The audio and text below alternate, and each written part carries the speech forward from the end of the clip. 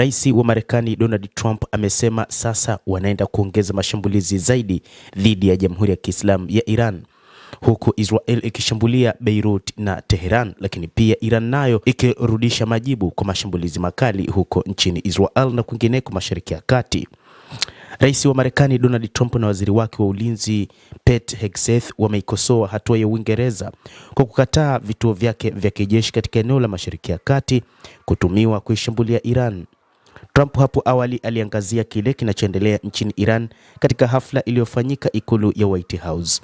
Kwa upande wake Hegseth alisema kwa bahati mbaya Uingereza ilikataa ombi letu kutoka siku ya kwanza, lakini tulifikia lengo letu, tulifikia huko, na hiyo sasa ni sehemu ya mpango ambao tunatumai kutafanyika mashambulizi ya angani.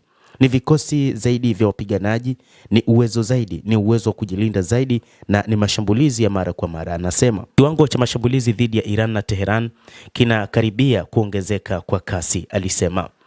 Hegseth pia alisema Marekani na Israel zitawalenga wale waliokuwa wakiwakandamiza waandamanaji nchini Iran.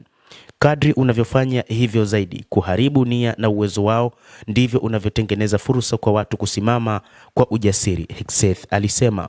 Na hii ndio sababu ya wao kuanza kumuua Ayatollah Al-Khamenei, wakiamini kwamba kuondoa mzizi ndio kutasaidia raia kuwa na nguvu kubwa ya kuweza kuondoa kabisa utawala uliopo. Lakini kinachowaumiza ni kwamba raia wa sasa hivi huko Iran wamekuwa kitu kimoja na serikali, wakiamini kwamba mpango wa serikali wa kuhakikisha kwamba wanapambana kwa ajili ya taifa lao ni mpango wa nchi nzima. Na hata baadhi ya wakuu wa polisi nchini Iran waliweka wazi mapema kwamba wakati huu si wakati wa kuendelea na maandamano, ni wakati wa vita, na serikali imetangaza kwamba sasa imeingia vitani. Upande wake kamanda wa kamandi kuu ya Marekani Admiral Brad Cooper anasema kuwa Marekani imezamisha zaidi ya meli 30 za Iran kufikia sasa. Aliongeza, katika saa chache tu zilizopita tulishambulia meli ya kubeba ndege zisizokuwa na rubani ya Iran ambayo ukubwa wake ni sawa na ile iliyobeba ndege za kivita wakati wa vita vya pili vya dunia. Sasa inawaka moto, anasema Cooper.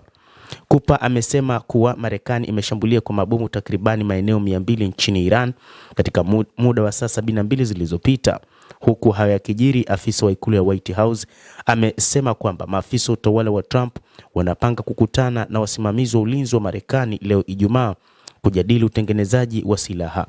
Mkutano huo utafanyika katika ikulu ya White House na utahudhuriwa na kampuni kama vile Lockheed Martin and RTX, kampuni mama ya Raytheon, shirika la habari la Reuters liliripoti hapo awali. Majadiliano yanatarajiwa kujumuisha kuongeza kasi ya utengenezaji wa silaha, huku Pentagon ikiwa mbioni kujaza tena hifadhi yake ya silaha ya baada ya shambulio dhidi ya Iran, kulingana na shirika la habari la Reuters. Katika mkutano wa waandishi wa habari muda mfupi uliopita, waziri wa ulinzi wa Marekani Pete Hegseth alisema Marekani ina silaha nyingi na inaweza kuendeleza operesheni yake dhidi ya Iran hadi itakapofikia lengo lake.